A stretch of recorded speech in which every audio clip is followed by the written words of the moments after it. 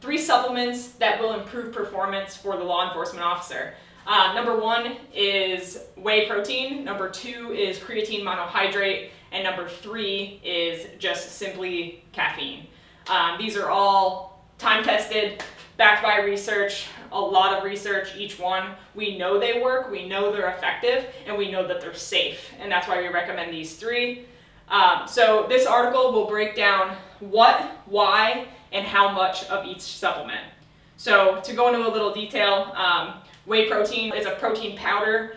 There are many, many different kinds and various forms of this supplement, but we recommend simple whey protein. If you want to get isolates, it's a little more expensive, but you may be able to digest it a little better, so that's fine too.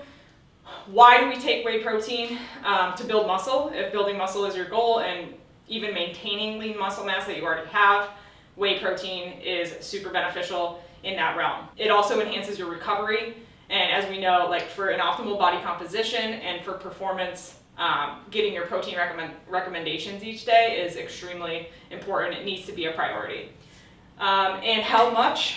Everybody has different macros to fit their body, obviously, and their goals, their fitness goals, their health goals, their longevity goals, all of that stuff. So depending on you, like for example, me and a 250-pound male are not going to have the same protein recommendations. So we recommend your body weight in grams every single day for protein consumption, but that doesn't mean from whey protein or from a supplement, obviously. So what we want to do is eat lean meat, fish, some dairy, lots of vegetables, legumes, all that stuff that's high in protein, in order to get your protein recommendations for the day. But it's safe and it's effective if you do 1 to 2 scoops on a regular basis of protein, which equals 25 to 50 grams.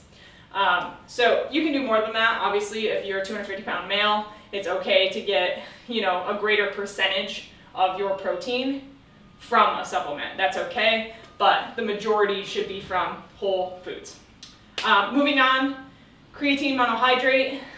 This is probably the most studied supplement in existence. There's so much research on this, and we know it's safe, we know it's effective. It is not a PED, it is not a performance enhancing drug, it is just a simple, safe supplement. We recommend monohydrate just because that's the one that has the most research and data to back it. So it's safe, it's effective. We recommend 5 grams every single day.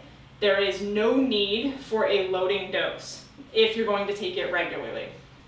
Some people will experience, like some GI stress, like, uncomfortable stomach, cramping maybe.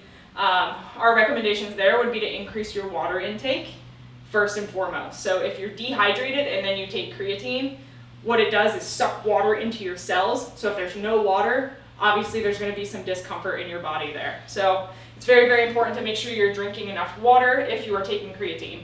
It used to be that there was a loading dose period. So you would need to take, 4 or 5 times the recommended daily dose, which is 5 grams, for the first week or something like that. People would experience a ton of discomfort, diarrhea, all kinds of shit that you don't want. There really is no need to do that if you plan on taking this regularly for years on end. So by the time you get 3 to 4 weeks into taking 5 grams a day, you should be fully saturated, as they say, and experience no real negative side effects. So last but not least, caffeine. We recommend not pre-workout. That's the first point here, is pre-workout is not necessary. There's a lot of added fillers and proprietary blends that you will see, if you look at the ingredients of a pre-workout. You don't need all that shit. It's really not necessary, and we don't really know what it is or if it's effective, or it's honestly just a filler in that powder. So we recommend coffee, tea, just natural sources of caffeine. A shot of espresso is excellent. It's a good idea to take this before your training. Obviously, like a good cup of coffee in the morning is great to get going, but for mental, physical performance, especially during training or even during work, caffeine can be super helpful.